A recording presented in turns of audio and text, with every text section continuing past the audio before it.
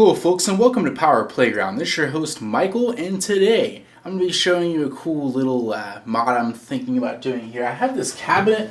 What I want to do is I want to store things like my lenses, other camera equipment. But first off, what we're going to do, besides fixing, probably leveling it and making sure this door doesn't keep closing on itself, is I want to illuminate it. So of course, as you can see, it's pretty dark. It's kind of hard to see like black objects, especially when I start piling more stuff in. Right now it's pretty good because there's a lot of light, just because I have this overhead light, but most of the time it won't be, so definitely want to make it more illuminated. Now what I'm going to do is I have these strip LED lights, and I have an AC adapter, as well as these small limit switches, which I will affix to this cabinet in some form or fashion. And it basically will operate like a refrigerator door would. Now I'm going to go ahead and measure everything here with our tape measure, as well as my favorite bendy ruler. I'm going to see how much wire I'm going to need, as well as how big I'm going to need to cut these LED strips here individually.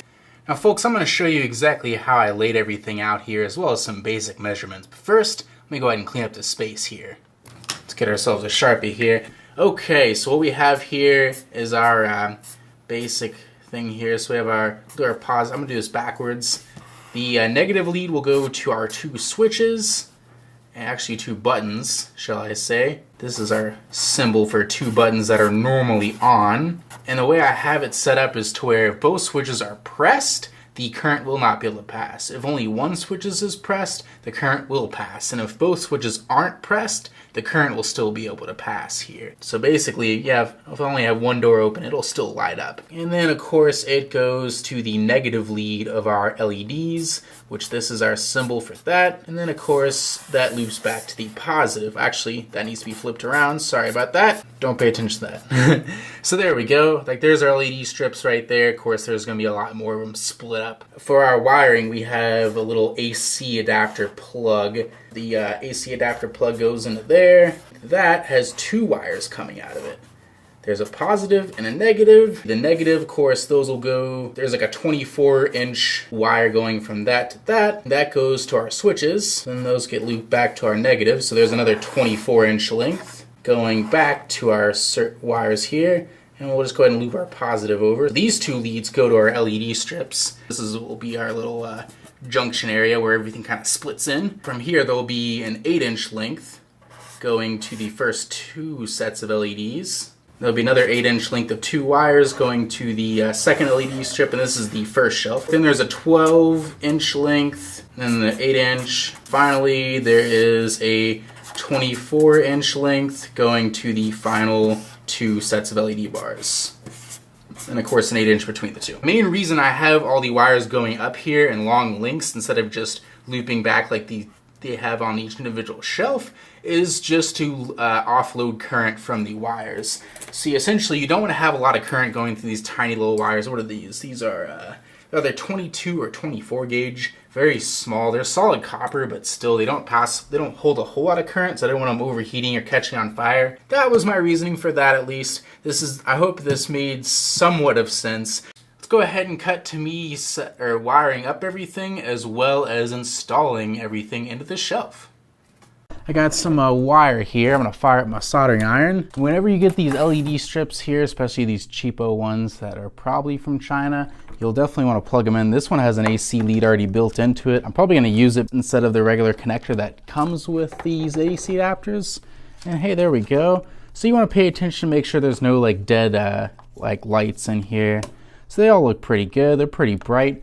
I like they're a little less blue than my previous LED strips, the one I used in the LED arch light, which is nice. They don't seem to be as bright, but they are pretty decent here. So that's neat. So according to my spec sheet here, I want to go ahead and do 6 20-inch strips of this bad boy. I want to slice this heat shrink ever so gingerly so I can get at this AC adapter. Okay, cool. So there we go. So we got our little connector now. I'm just going to go ahead and lob off this here real quick. And as always with these LED strip lights, you'll want to cut out like these little copper contacts. That's where you'll want to cut these guys, not anywhere else. It'll usually like have a little positive and negative symbol on it. So I'm just going to use this little guy for reference now. It actually looks like they conveniently have like the solder joints for every 20 inches or so. And 6. Okay, cool. So I'm just trying to peel off the layer that's near the solder. This part can be a bit tricky because you don't want to damage the actual traces on this board. It's very tiny, so it's tricky to not do that. So you just need to go and make a little incision. Be very, very careful. Hopefully that's somewhat detailed there. Say you have a couple switches here and you don't know if they're like the NC or the NO or what have you. If they're not labeled properly, unlike mine, you can use your multimeter to determine if they're going to be active or not. So what we do is I'm just going to go ahead and change it to, I basically have it like a resistance test. So as you can see, it'll beep and it'll be a really low resistance if it actually passes current. So what I do here is I take my prongs and I just go ahead and hit C. And the NC, as you can see, is currently open. So that's the one I want. But the NO has no beeps. Of course, there's full resistance or overload, as what the OL stands for. But NC, you get a pretty low resistance that, of course, will count down. There'll be a little bit just because it's for a low amount of circuitry. That's fine. It's not going to really do too much. So it's like I said, without it being pressed, we want it to pass current. So that is what these are doing on the NC side. So that's good to go.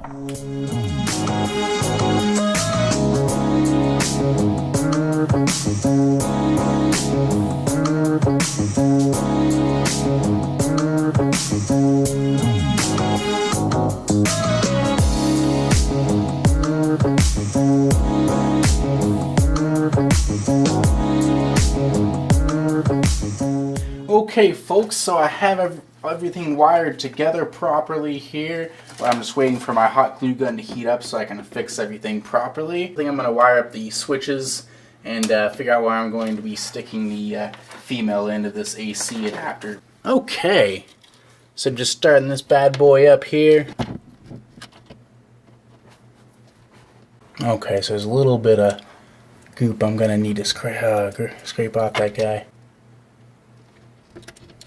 Okay, so got the switches lined up, had to refit them. Basically, I shut the door and then I lined the switches up to where they need to be. Right now, I'm just kind of tacking down some wire. Take the adhesive strip.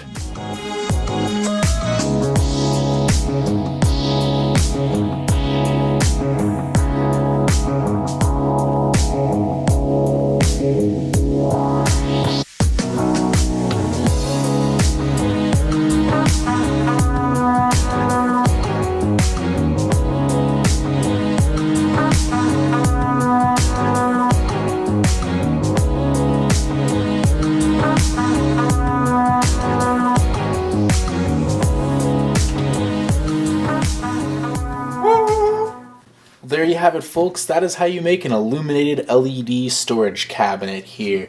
Pretty nifty, if I say so myself.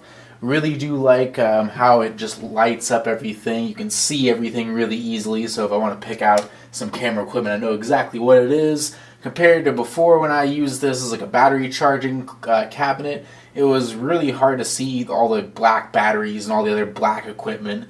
But yep, now you can just easily pick anything out. Everything's super visible, which I love.